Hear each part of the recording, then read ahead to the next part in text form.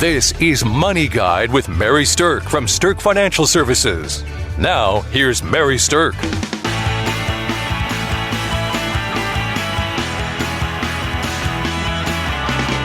So today I have with me certified financial planner Kelsey Bankey, and we're going to hopefully simplify this a little bit for you.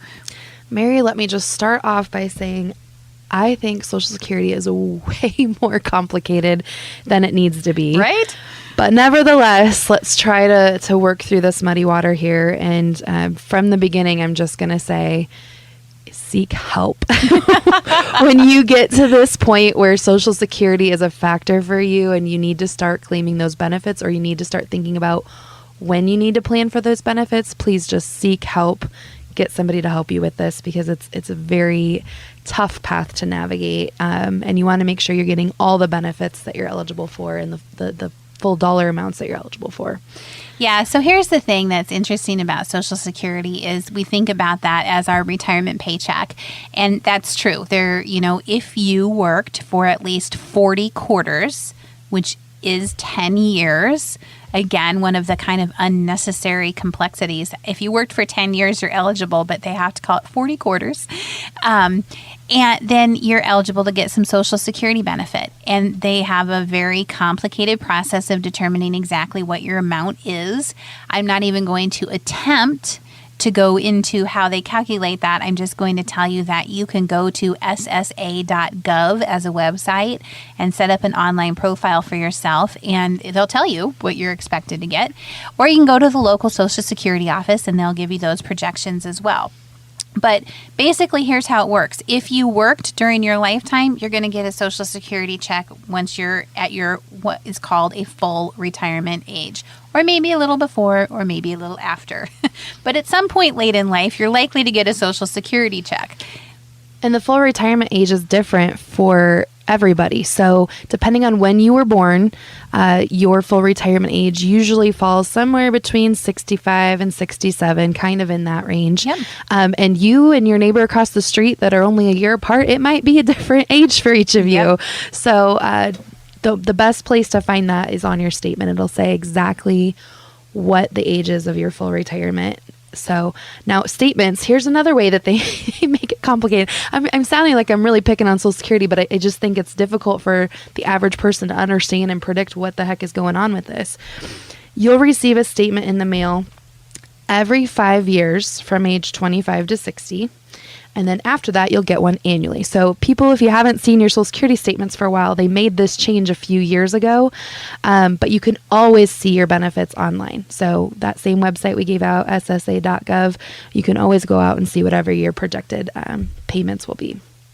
Yeah, so when you're thinking about what to expect with Social Security, let me share with you what some of the averages are. The average man receiving Social Security today is getting $15,231 a year from Social Security. And the average woman is getting $11,794 a year.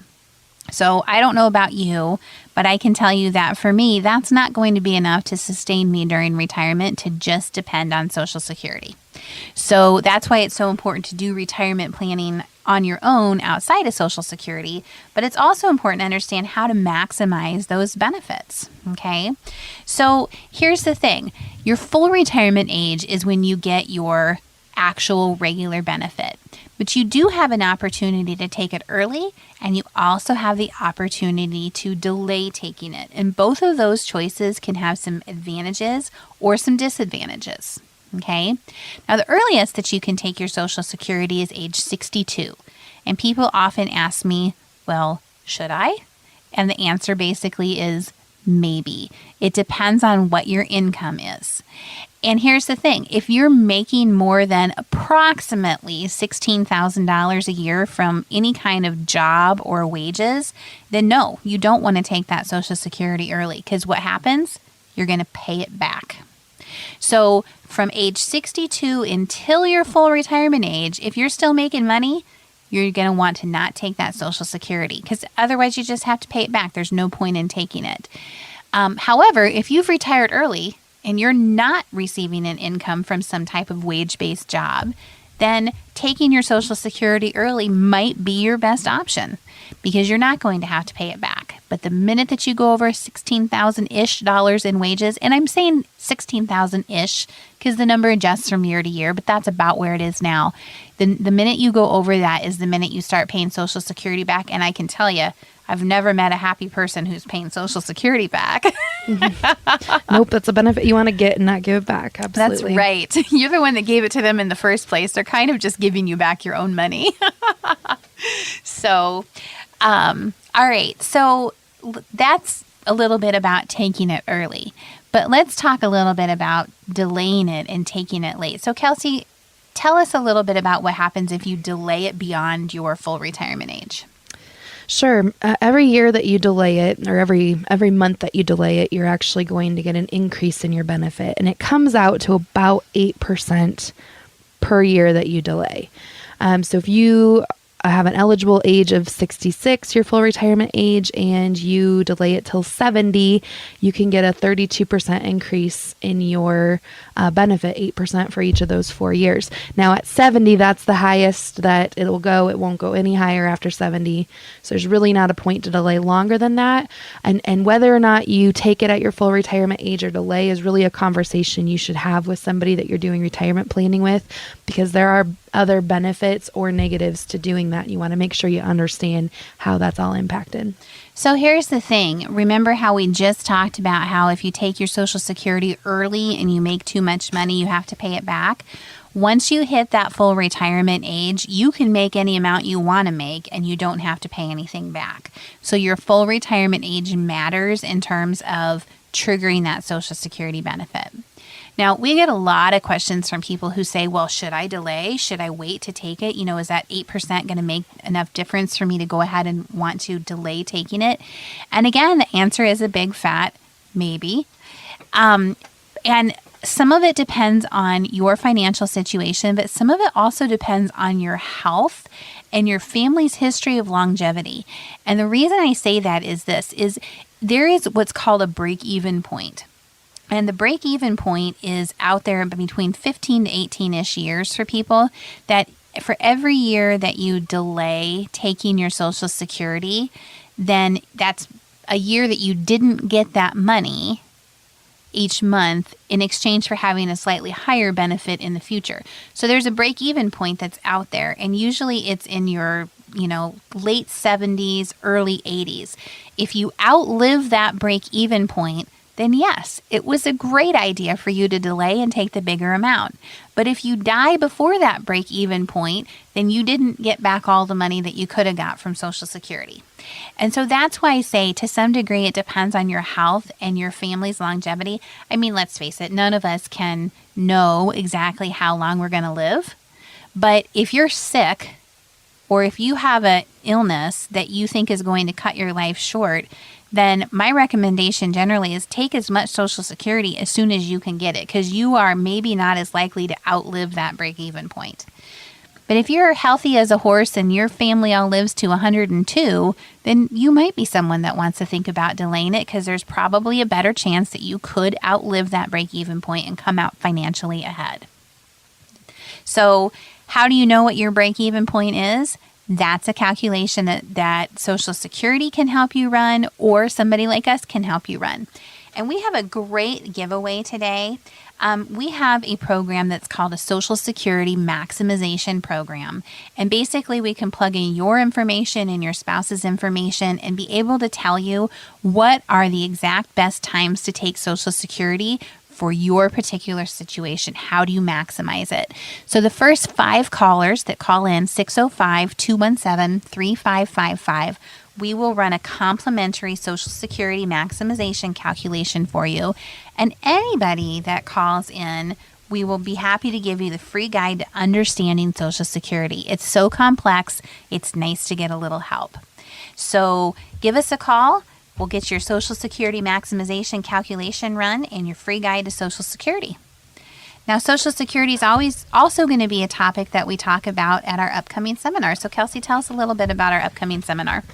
On September 20th, we're having our retirement readiness seminar, and this is one of my favorite topics to talk about, because There's a lot of hesitation when people get ready to retire, and maybe some excitement too, obviously, if you're looking forward to that time. But being confident that that's the exact right time to retire is maybe a question you haven't found the answer to yet. So there's going to be a lot of tips and a lot of conversation about what are the things you need to make sure you have lined up so that you can feel confident going into that beginning of your retirement. And one of the things we're talking about is Social Security. Congratulations to Mary Sterk and the team at Sterk Financial for earning a spot on 2 Forbes lists for 6 years running, including 2023 Forbes Best in State Wealth Advisors and 2023 Forbes Top Women Wealth Advisors Best in State, #1 in South Dakota.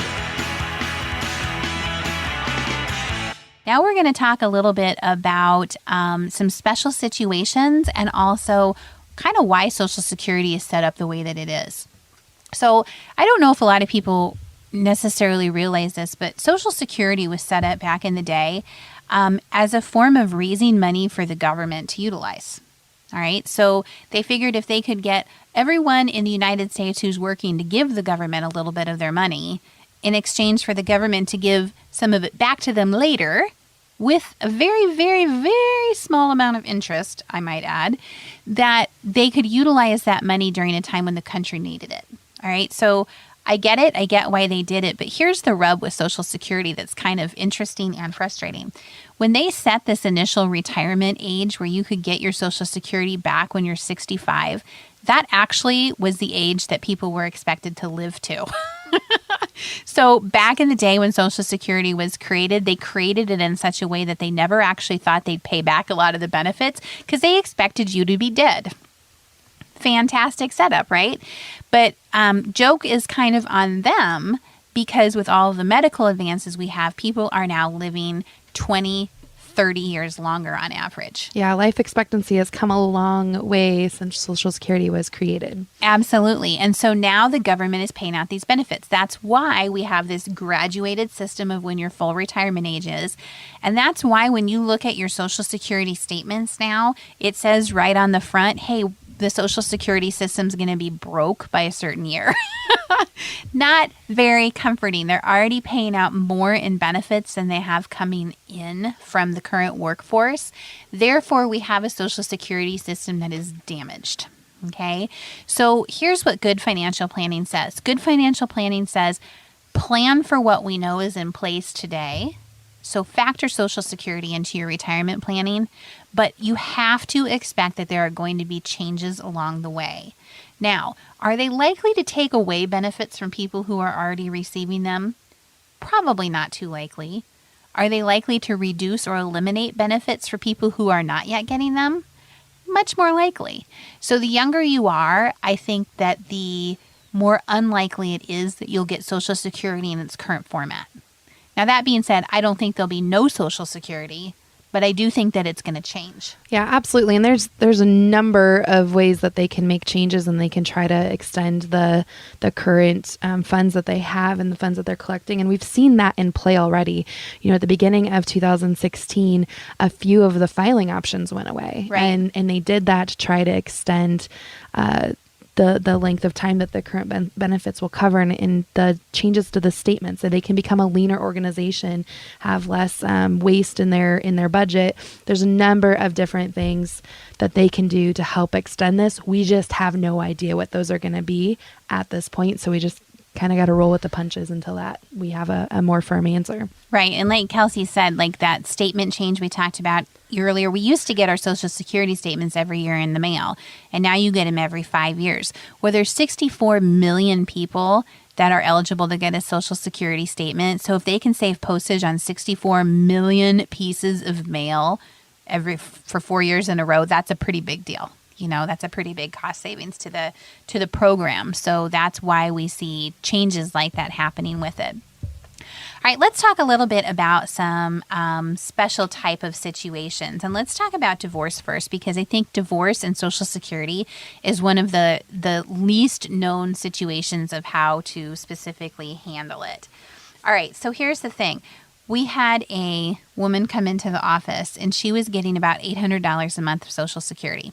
She was divorced, and as we were doing her financial planning, I suggested that we look at her prior spouse's Social Security to see if she would be eligible for anything more. She didn't even know that she could get anything more. And after we dug into it, we realized that her Social Security could increase up to about $1,800 instead of $800. So she was missing out on $1,000 a month of Social Security benefit just because she didn't know she could get more because she had been married in the past to somebody who had a higher benefit than her. Yep. And there's a few rules that accompany that piece of the Social Security rules. And first of all, you have to be married for at least 10 years at the time of the divorce. And then you have to be of an eligible age to start receiving those benefits. So age 62 is the age you have to attain before you can start looking into the spousal benefits and claiming the benefits based off of your former spouse. And you have to still be unmarried. So if you remarry, you lose your claim to your ex-spouse's benefits. Now, we've had this question a few times over the years. What happens if you divorce from the second spouse? Well, you get to pick the bigger of the two. Pick an ex. Yay! But I think the key point is to realize that if you were married for at least 10 years, you're not remarried, you might have a claim to a higher benefit because you were married to somebody that has a higher benefit now. So keep that in mind and make sure that you're getting your full monthly distribution. Right, absolutely. So, okay, then the other thing that we want to talk about is survivor benefits. So if you have lost a spouse, if you are a widow or if you are a widower, then there are survivor benefits. And what a lot of people don't realize is that, let's say you're both receiving Social Security. If one spouse dies, you keep one check. You keep the bigger check. Okay, so if you are in your retirement years, as long as your spouse who's deceased was 62, then you are eligible to get their benefit if it was bigger than yours. Now, this is one of those complicated pieces where they throw this extra little rule in there. So survivor benefits, you don't have to be 62, you just have to be 60. So the key thing, I think, in all of this is to keep in mind if there's a big change to whether you're married or whether you lose a spouse, things like that, you need to be looking into those benefits so that you can claim them as soon as possible. Now, if you're claiming a survivor benefit, go ahead and claim those as soon as possible as far as getting the process started. But if you're claiming your own benefit, it can take up to 3 months for the benefit paperwork and all of the stuff that you have to do to set it up to go through. So plan ahead if you're just claiming normal retirement benefits for yourself. Yeah, and there's also some survivor benefits that are little known too. So beyond just the widow or the widower, if you have passed away and you have a disabled child, there could be some survivor benefits for them. Or if you've passed away and your children are under the age of 18, there is likely to be some survivor benefits for them until they are age 18. I actually just had this happen. We unfortunately lost a family member at a very young age due to a automobile accident. And I very quickly talked to their father, the children's father, and said, you need to get on this. They have spousal benefits available that can help you. Now, there's going to be paperwork and information that they ask for, but definitely look into that. If you've already had the heartache of losing a young loved one, make sure that you have that extra help from the Social Security Administration to help care for your kids going forward. Absolutely. So you can see that there's a lot of complexity to different special situations with Social Security. Another question that we frequently get are my Social Security benefits going to be taxed? And again, my answer to that is maybe. It depends on what your other income is, and it depends on what type of income your other income is. So let's just leave it at this. If you actually have a decent income of any type during retirement from pensions or investments or rental properties or things like that, just expect your Social Security to be taxed. And up to 85% of it can be included in the calculation that you pay tax on. It doesn't mean you're going to pay 85% in taxes. It means 85% of it can be considered taxable. Okay. All right. So first 5 callers give us a holler and we will run you a Social Security maximization calculation and also give you the free guide to understanding Social Security. And anybody that would like that guide, just give us a call or go to our website at sterkfinancialservices.com and request that. And while you're there, sign up for our seminar, Retirement Readiness, set for September the 20th.